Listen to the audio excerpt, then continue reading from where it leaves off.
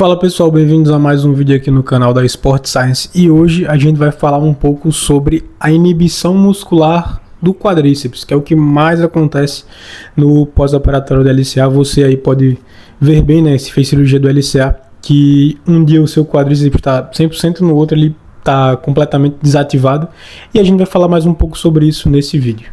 Então, primeiro de tudo, a gente tem que entrar no ponto do que leva essa inibição muscular. Porque não é só a cirurgia que leva a essa inibição.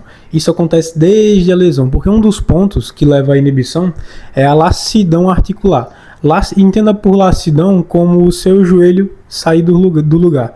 Então, quando o paciente ele tem uma lesão do LCA, geralmente o que acontece é uma translação anterior da tíbia. Então, a tíbia ela faz basicamente isso daqui. Ela sai do lugar e volta, muito rápido. Então, só disso, o seu corpo ele já entende que tem alguma coisa de errado acontecendo ali, então ativa os mecanorreceptores ali do joelho, e isso faz com que o seu corpo ele já iniba a musculatura ali.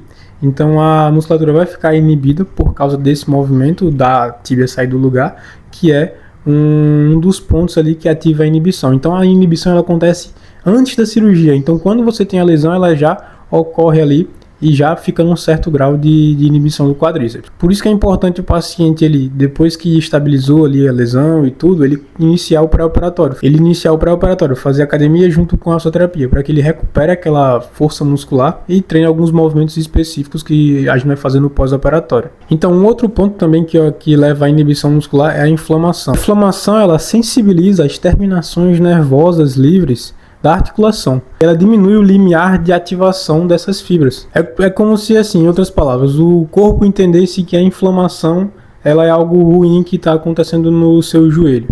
E aí qualquer coisinha que você faz, seja andar, subir escada, essas coisas, isso pode ativar essas fibras, porque o limiar está bem baixo, e isso pode inibir cada vez mais a musculatura do quadríceps. Não que você vá parar de andar e fazer as coisas do dia a dia, só dei um exemplo aqui, mas algo mais pesado, como correr, fazer um treino mais pesado, essas coisas. Então isso vai ativar essas fibras, porque o limiar está baixo, e consequentemente vai gerar mais inibição. Então é interessante fazer algo gradual, para que essa inflamação no início, claro, ela reduza, né, e fica ali zerada, e aí depois você vai gradualmente evoluindo nos exercícios, não logo de cara, porque se for logo de cara o corpo vai entender que é algo ruim, vai ativar ali essas fibras aferentes, que a gente são fibras de dor, né, então, e vai gerar essa inibição muscular. O terceiro ponto é o que todo mundo mais sabe, que é o inchaço do joelho. Então o inchaço, ele tem essa capacidade de inibir a musculatura. Então quanto mais inchado o seu joelho, mais inibida está a sua musculatura. É porque é mais ou menos assim. Quando tem muito inchaço no seu joelho, aumenta a pressão dentro da articulação. Isso ativa alguns mecanorreceptores que mandam uma mensagem mais ou menos assim, que geram inibição na musculatura. Então, quanto mais pressão na articulação, intraarticular, dentro da articulação, mais vai gerar inibição na musculatura. E a pressão vem pelo inchaço, você força aquele exercício de dobrar o joelho que o fisioterapeuta força, ali a flexão com o paciente de barriga para baixo também aumenta muito a pressão na articulação, por isso que ele não é interessante de ser feito, porque vai inibir mais a musculatura. Aqui eu trouxe alguns dados de como que a inibição da musculatura ela vai se comportar ao longo dos dias. Nas primeiras 24 a 48 horas pós-cirúrgico, você pode experienciar aí uma inibição de 80% a 90% da musculatura, porque o joelho está inchado, acabou de sair de uma cirurgia, então o médico mexeu no seu joelho ali, tem um certo nível de inflamação. Ele fez alguns testes ali antes da cirurgia e depois da cirurgia, então gera um deslocamento no osso ali da tíbia, então isso também aumenta a inibição muscular. Após 3 a 4 dias, essa inibição está em torno de 60% a 70%, tá? Ela já vai diminuindo ao longo do tempo. E após mais ou menos 2 semanas, essa inibição ela fica em torno de 30% a 40%. Então, por isso que não é interessante o paciente ele esperar tanto tempo para iniciar a fisioterapia. É interessante ele começar o quanto antes, para que com exercícios específicos o paciente consiga resolver logo essa inibição.